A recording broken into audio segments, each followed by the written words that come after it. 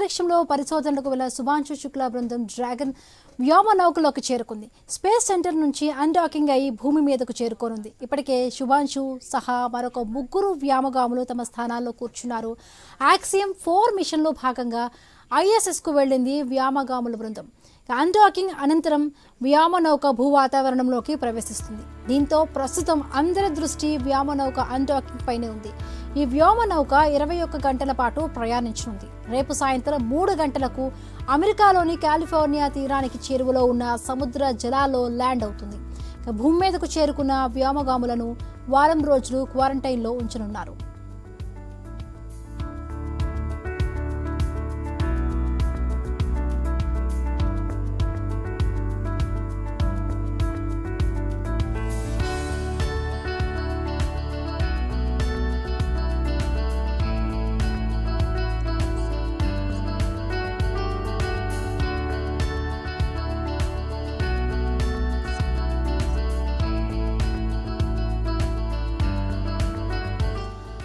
Axiom 4 మిషన్లో భాగంగా శుభాంశు బృందం గత నెల 25న నింగిలోకి దూసుకువెళ్లింది.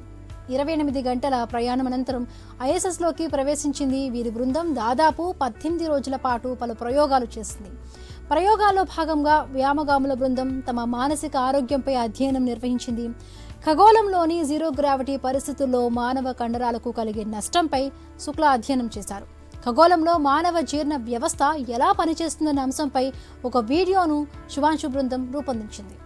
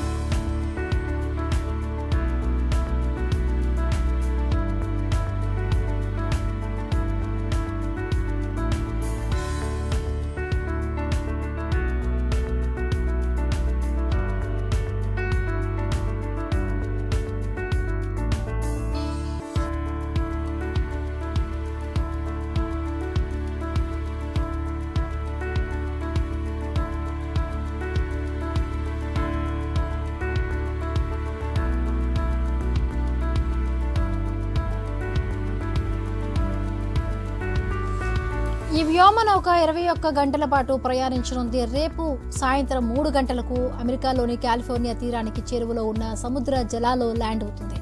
భూమి మీదకు చేరుకున్న వ్యోమగాములను వారం రోజులు క్వారంటైన్లో ఉంచనున్నారు.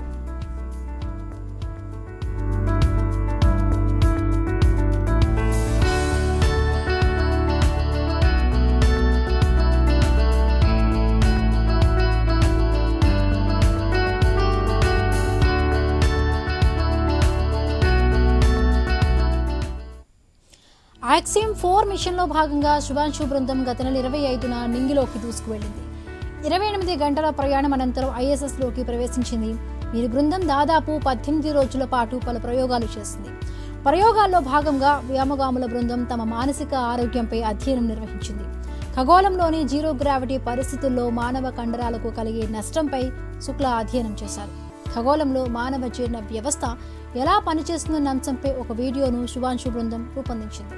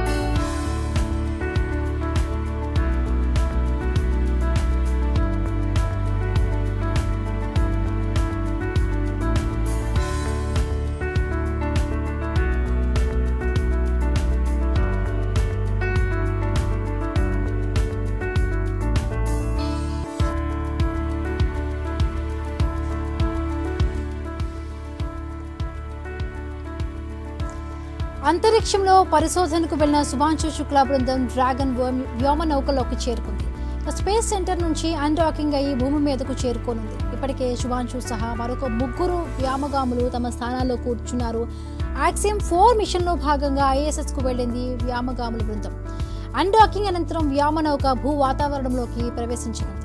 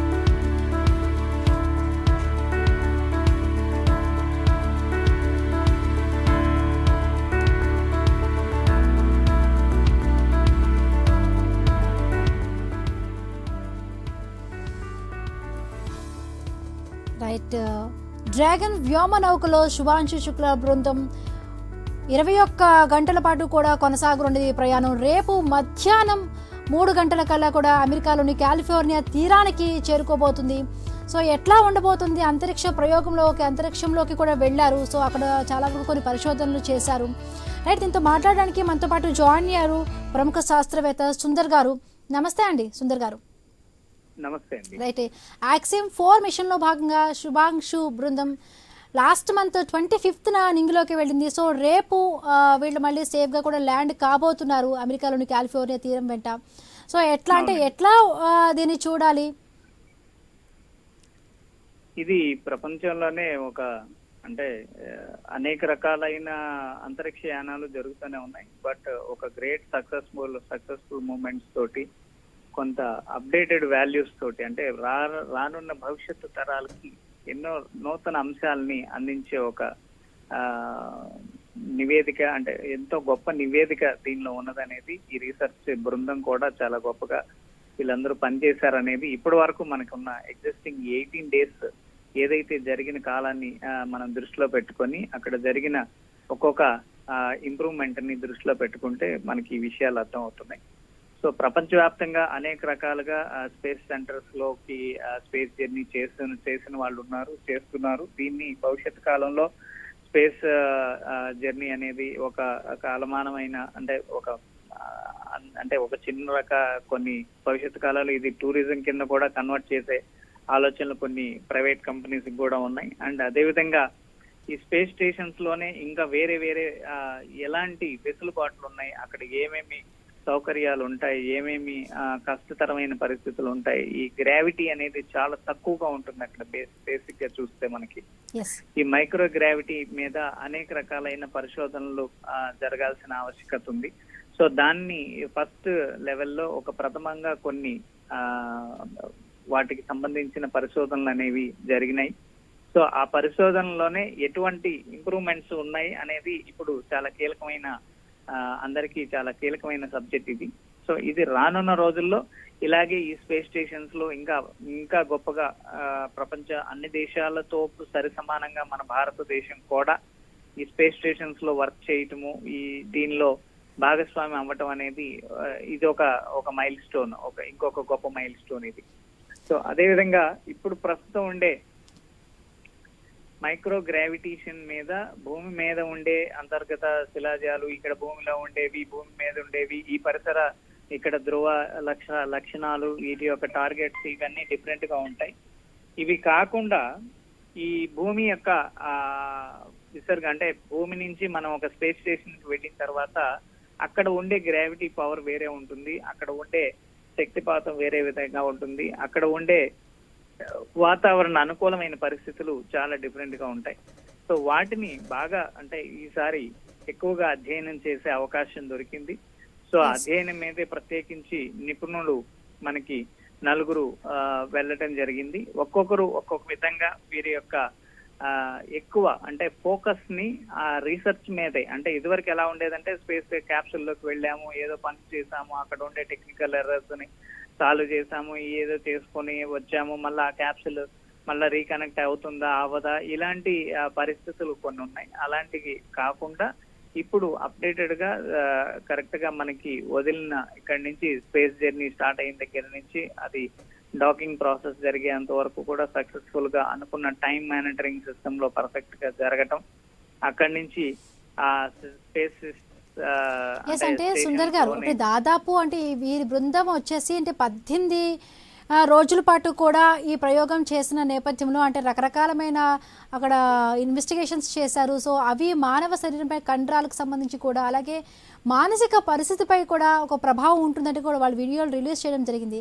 సో ఇప్పుడు వచ్చా కూడా క్వారంటైన్లో ఉండడం జరుగుతోంది. సో అంటే ఎట్లా ఉండబోవచ్చు, డిఫరెన్సెస్ ఎలా ఉంటాయి? గతంలో కూడా మనం చూసాము. సో ఒక స్పేస్లోకి వెళ్ళాక మళ్ళీ నార్మల్ స్థితికి వచ్చినప్పుడు వాళ్ళ కాళ్ళు కండరాలు అంత ఫాస్ట్గా పనిచే చిన్నపిల్లలకి ఉండేటువంటి ఎంత సెన్సిటివిటీ ఉంటుందో, సో అదేవిధంగా కూడా వీళ్ళకి కూడా ఉంటుందని అంటున్నారు. సో వీళ్ళకి కూడా సేమ్ అట్లానే ఉండొచ్చా? ఎస్, అది స్పేస్ జర్నీ చేయటం అనేది ముందలనే వీళ్ళకి అంటే వెళ్ళబోయే ముందలే అలాంటి అట్మాస్ఫియర్ ని క్రియేట్ చేసేసి అక్కడ ట్రైనింగ్ కూడా ఇవ్వడం జరుగుతుంది వీళ్ళకి. సో అక్కడ ఉండే క్రియాశీలకమైన పద్ధతుల ద్వారా కొంత అవేర్నెస్ అయితే తెలుసుకోగలుగుతారు. కానీ రియల్ గా స్పేస్ జర్నీ చేసిన తర్వాత, అక్కడ స్పేస్ లోకి వెళ్ళిన తర్వాత అక్కడ గ్రావిటేషన్ ఫోర్స్ అనేది మైక్రో అంటే చాలా తక్కువగా ఉంటుంది. సో దీనివల్ల ఏంటంటే హ్యూమన్ బాడీ డైమెన్షన్స్ అన్ని కూడా గ్రావిటేషన్ మీద బేస్ అయ్యి మనకి ఆరోగ్యకరమైన ఆరోగ్యకరమైన కండిషన్స్ వచ్చేదానికి gravitation is the major part. దీంట్లో ఈ మైక్రో గ్రావిటీలోకి వెళ్ళిన తర్వాత సాధారణంగా స్పేస్ స్టేషన్ కి వెళ్ళిన వాళ్ళకి మనకి ప్రీవియస్ ఎగ్జాంపుల్స్ ఏంటంటే వచ్చిన తర్వాత వాళ్ళ కండరాలు, నరాలు, ఎముకలు ఇవన్నీ కూడా బలహీనపడటం అండ్ శరీరం మీద చాలా అనేక రకాలైన అంటే కొంచెం గాఢత కలిగిన పరిస్థితులు, నొప్పులు రావటం, కండరాలన్నీ పట్టివేయటం, అవన్నీ రీకండిషనింగ్ రావడానికి ఈ టేక్స్ 9 months, 3 months, 5 months ఇలా చాలా ఎక్కువ టైం కూడా తీసుకున్నది మనకి గతంలో కొన్ని ఉదాహరణలు ఉన్నాయి, ఎగ్జాంపుల్స్ ఉన్నాయి. సో అదే విధంగా ఇప్పుడు ఇక్కడ వీళ్ళు వెళ్ళిన పర్టికులర్ ఈ నిపుణుల బృందం ఏం చేశారు అంటే ఈ ఎముకల యొక్క ఆరోగ్యంపై దీని యొక్క ప్రభావం ఎలా ఉంటుంది అనే దాన్ని కూడా ఒక అనాలిసిస్ చేయటం జరిగింది. అంటే ఈ మైక్రో గ్రావిటీలో మేజర్ గా మనకి డెన్సిటీస్ లాస్ ఎక్కడ జరుగుతుంది, కండరాలు, నరాలు, ఎముకలు, ఈ మూడిటి మీద కూడా ఈ యొక్క గ్రావిటీ అనాలిసిస్ అంటే ఇదివరకు మనకి ఏంటంటే ఫ్రీక్వెన్సీ మోడ్ మనకు తెలియదు.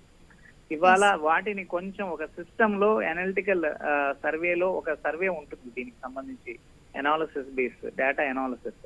ఈ డేటాని పర్ఫెక్ట్ గా అనాలిసిస్ చేస్తూ ఎంత ప్రభావం, ఏ వయసు వారికి ఎలాంటి ప్రభావం ఉంది, ఆ యొక్క ప్రభావాన్ని ఏ వయసు వారి నుంచి ఏ వయసు వారి వరకు కూడా ఈ స్పేస్ జర్నీకి అంగీకారం ఉంది, అండ్ వాళ్ళకు ఉండే బీపీ, షుగర్, అనేక రకాలైన జనరల్ హెల్త్ సిలబస్ ఏదైతే ఉందో వాటిల్లో కూడా కీలకమైన ప్రదేశం అంటే పరిస్థితులకి ఒకవేళ వాళ్ళకి షుగర్ కనుక డయాబెటీస్ ఉన్నట్లయితే ఆ డయాబెటీస్ ఉన్న వాళ్ళకి అక్కడ స్పేస్ లో ఇన్సులిన్ ప్రభావం ఎలా పనిచేస్తా ఉంది, ప్యాంక్రియాస్ వర్కింగ్ స్టేట్ ఎలా ఉంది, ప్రీ మెడికేషన్ ఎలాగుంది, మెడికేషన్ ఎలాగుంది, ఇలాంటివి అనేక రకాల అంశాలు అంటే పూర్తిగా అనువైన విధానంలో ఒక డేటా సైన్స్ అనేది రాబోతా ఉంది ఇప్పుడు ప్రస్తుతం వీళ్ళ ద్వారా.